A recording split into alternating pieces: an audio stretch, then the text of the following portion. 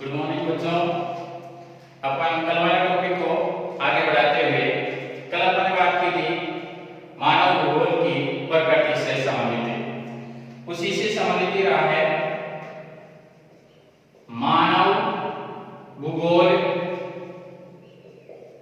मानव भूगोल विभिन्न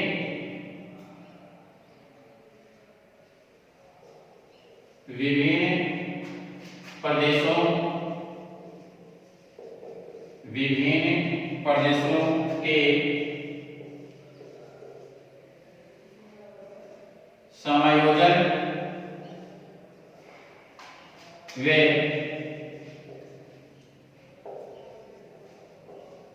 संगठन के अध्ययन पर केंद्रित है। अध्ययन पर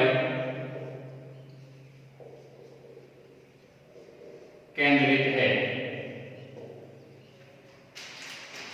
कहने वाला है कि मानव भूगोल विभिन्न प्रदेशों, अलग अलग क्षेत्र, अलग अलग जगहों की, क्षेत्रों की, उनकी समायोजन, उनके बीच में अंतर क्रियाओं से संबंधित अध्ययन इसे मानव भूगोल की प्रकृति के अंतर्गत किया जाता है। अगले अपन बात करेंगे मानव भूगोल का विशेष क्षेत्र।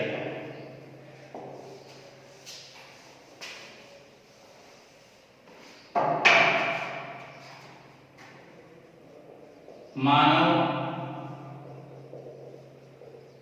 भूगोल का विशेष क्षेत्र। मानव भूगोल के विशेष क्षेत्र में उन तथ्यों का अध्ययन किया जाता है जो मानव और धरातल के बीच में अंत्य क्रियाओं से संबंधित होता है। मानव भूगोल का विशेष क्षेत्र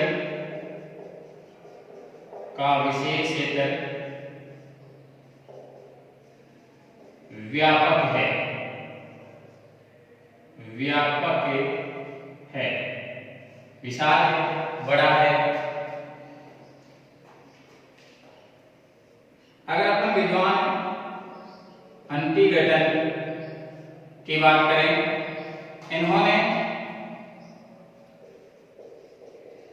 मानव भूगोल के अध्ययन क्षेत्र को दो वर्गों में बांटा है।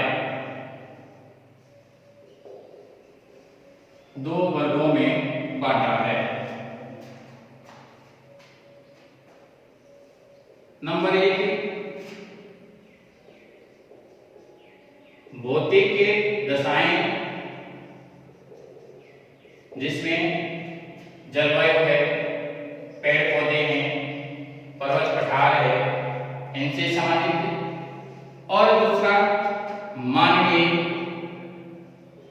अनुक्रिया, मानव के क्रियाकलाप। इन दोनों तथ्यों का अध्ययन मानव भूगोल के अंतर्गत किया जाता है।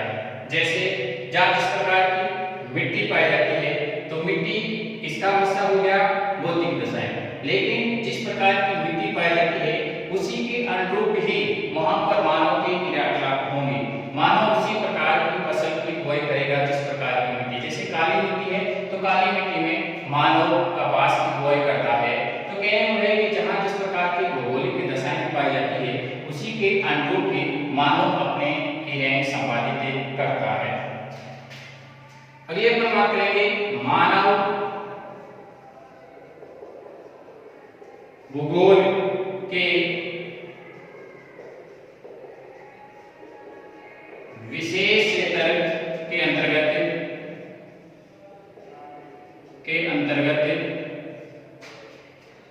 निम्न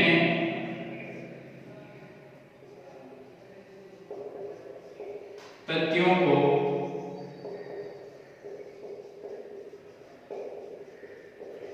सम्मिलित किया जाता है,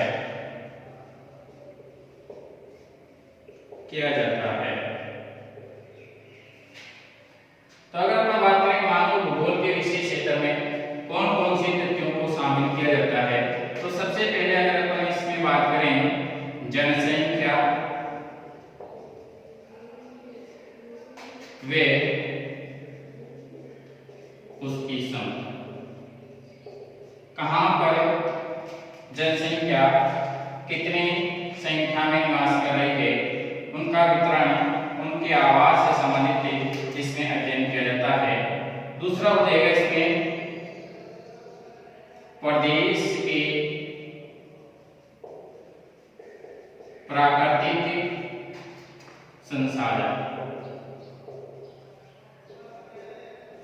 कौन से क्षेत्र में किस प्रकार के संसाधन पाए जाते हैं, कहीं पे कोयला, कहीं पे खनिज तेल, कहीं पे विभिन्न प्रकार की चट्टानें पाई जाती है, तो अलग अलग क्षेत्रों में अलग अलग प्रकार के प्राकृतिक संसाधन मिलते हैं, उसका भी अध्ययन इसी मानव भूगोल के विशेष क्षेत्र के अंतर्गत किया जाता है। अगले पर बात करेंगे इसमें सांस्कृतिक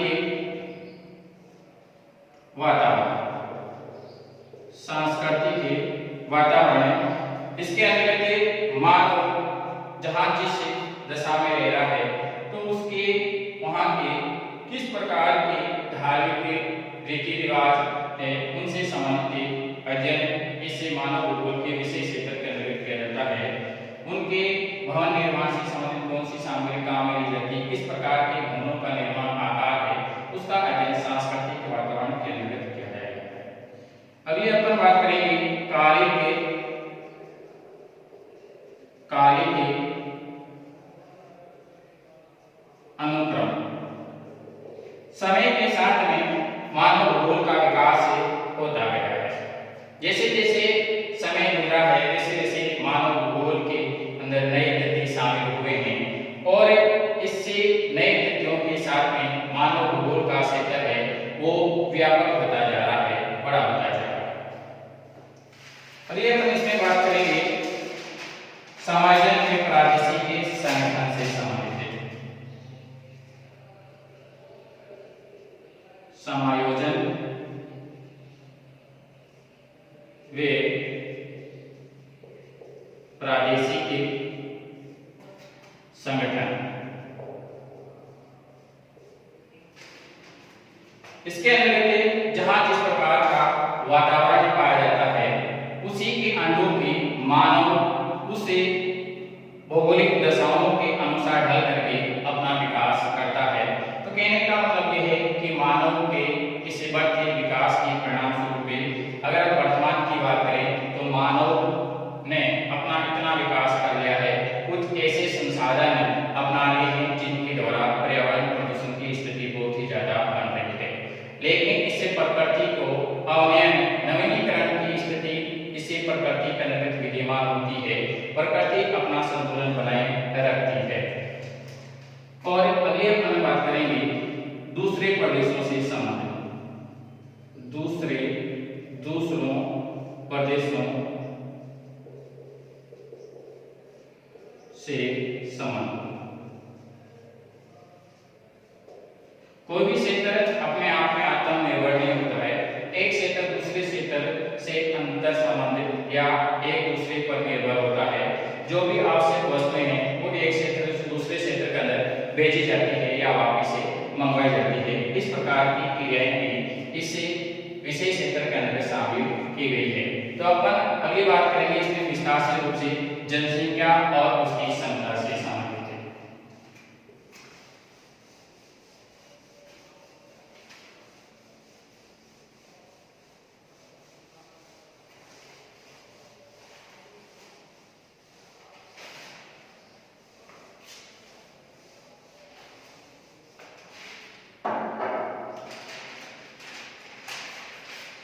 तो सबसे पहले अपन बात करेंगे जनसंख्या व उसकी संख्या।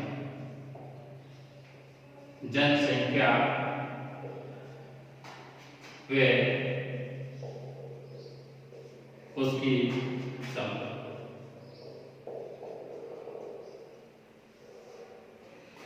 मानव भूगोल, मानव भूगोल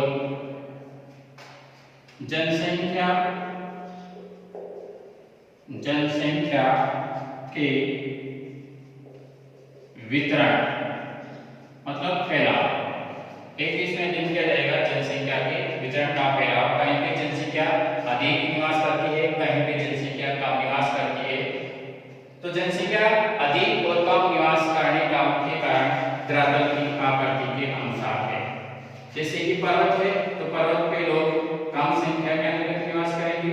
इसकी अपेक्षा पठारी भाग में थोड़ी सी जनसंख्या का घनत्व बढ़ जाएगा, लेकिन मैदानी भाग की अगर अपन बात करें तो मैदानी भाग के अंदर जनसंख्या समान रूप से निवास करती है। तो जहाँ जिस प्रकार की भौगोलिक आकृति पाई जाती है उसी के अनुरूप ही जनसंख्या का वितरण पाया जाता है। ये विषय भी इस मानव भूगोल के विषय क्षेत्र के अंतर्गत शामिल किया गया है। तो एक तो इसमें वितरण प्रारूप है, इस प्रकार के वहां पर भौगोलिक आकृति पाई जाती है उसी के अनुरूप वहां पर जनसंख्या का वितरण होगा। जन समूह अलग अलग प्रदेशों में कितनी जनसंख्या के रूप में वहां पर लोग निवास कर रहे हैं। प्रवास, कोई भी व्यक्ति अपना मूल स्थान छोड़कर के एक स्थान से दूसरे स्थान को गमन कर जाता है उसे प्रवास के नाम से जाना जाता है। अधिवास, आवासों के समूह को अधिवास कहते हैं। आवास मतलब घर, घरों के समूह को अधिवास के नाम से जाना जाता है। तो मानो जहां पर गांव या शहर के रूप में अपनी बस्तियों को निर्माण करके निवास कर रहा है उसे अधिवास कहा जाता है। अधिवास का अध्ययन भी इससे मानव भूगोल के विशेष क्षेत्र के अंतर्गत किया जाता है तथा उसकी जातिगत, सामाजिक, जातिगत, सामाजिक संरचना का ऐतिहासिक,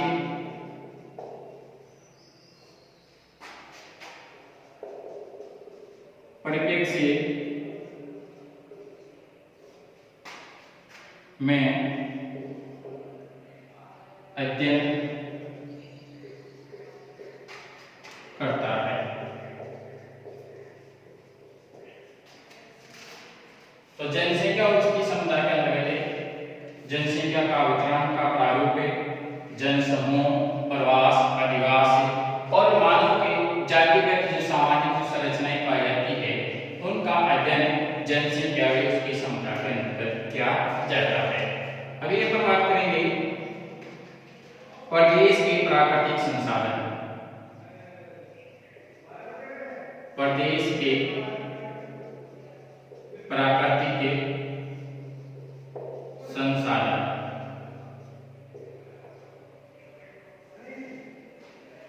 इसमें प्राकृतिक वातावरण, प्राकृतिक वातावरण के विभिन्न तत्वों का तथा मानव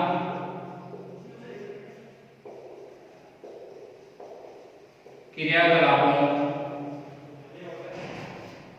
पर इन तत्वों के प्रभाव का अध्ययन किया जाता है।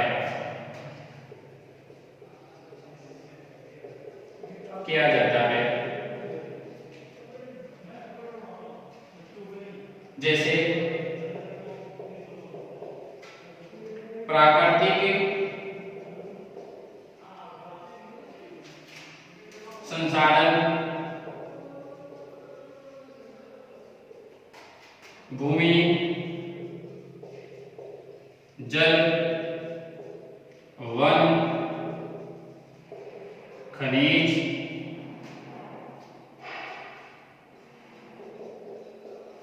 आदि का अध्ययन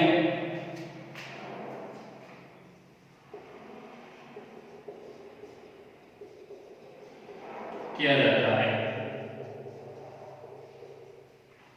क्या है कि अगर हम बात करें प्रदेश के प्राकृतिक संसाधन, इस विषय के अंतर्गत प्राकृतिक वातावरण की विभिन्न तत्वों जैसे कि जलवायु से संबंधित वर्षा है, तापमान है, पेड़ पौधे हैं, जीव जंतु है, पर्वत है, पठार है, इसी के साथ में मानव के क्रियाकलाप पे किस प्रकार कर रहे हैं, तो उसके ऊपर जो प्रभाव है वो प्रकृति का होगा।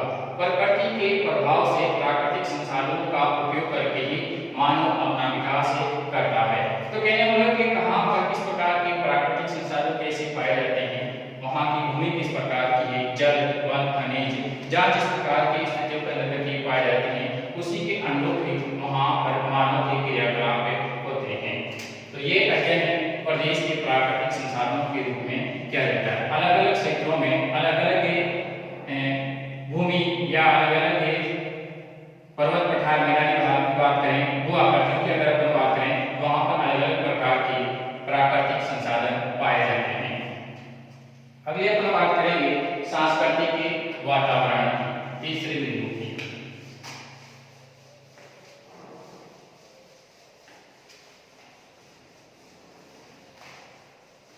सांस्कृतिक वातावरण,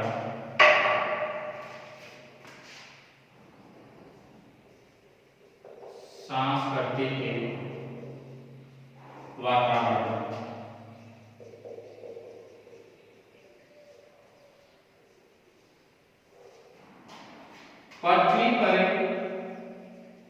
पृथ्वी पर जो भी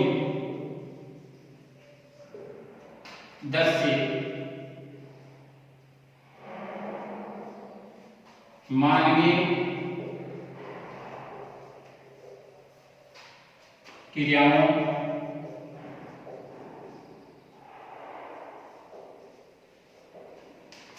द्वारा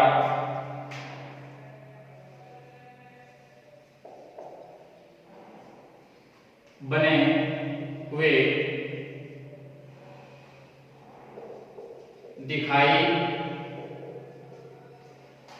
देते हैं,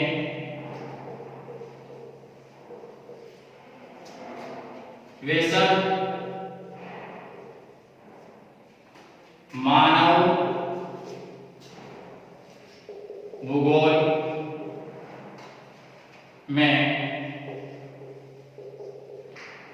शामिल किया जाता है।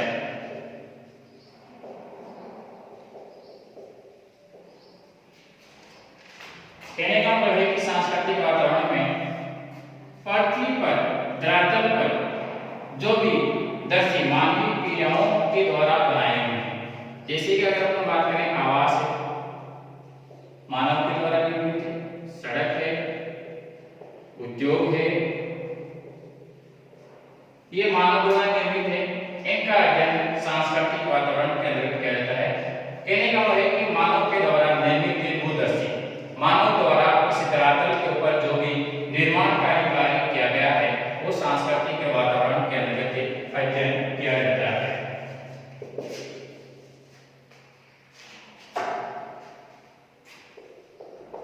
सांस्कृतिक तत्व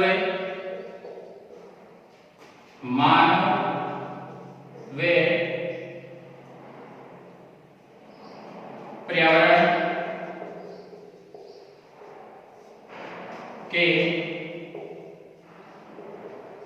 अंतर संबंधों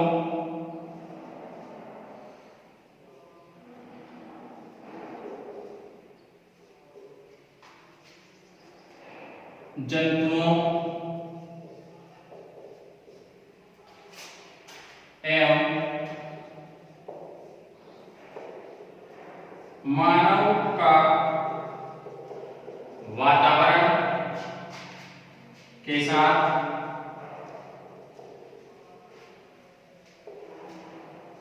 अनुकूलन जीविका के साधन परिवहन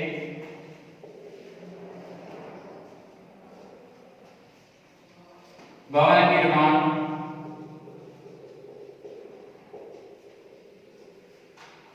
सामग्री आदि सम्मिलित है।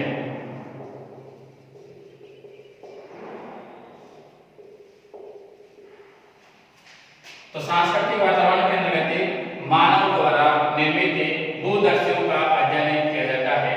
तो क्या मतलब कि मानव और धरातल के बीच में अंतःक्रिया के परिणाम स्वरूप मानव के द्वारा निर्मित भवन है, सड़क है, उद्योग है, उसका अध्ययन सांस्कृतिक वातावरण के अंतर्गत किया जाता है।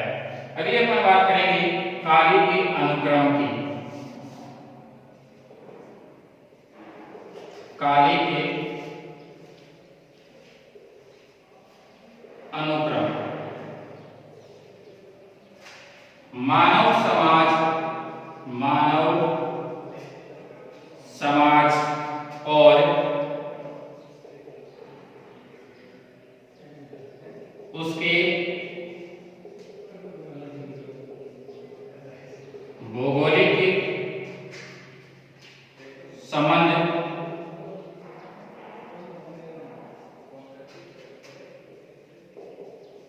एक स्तर वे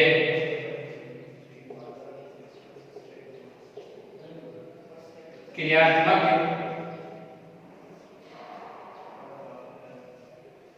है जो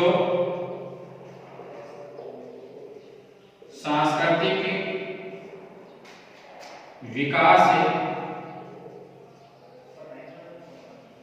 के साथ साथ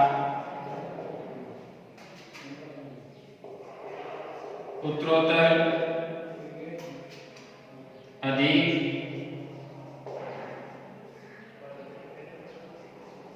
गत्यात्मक वे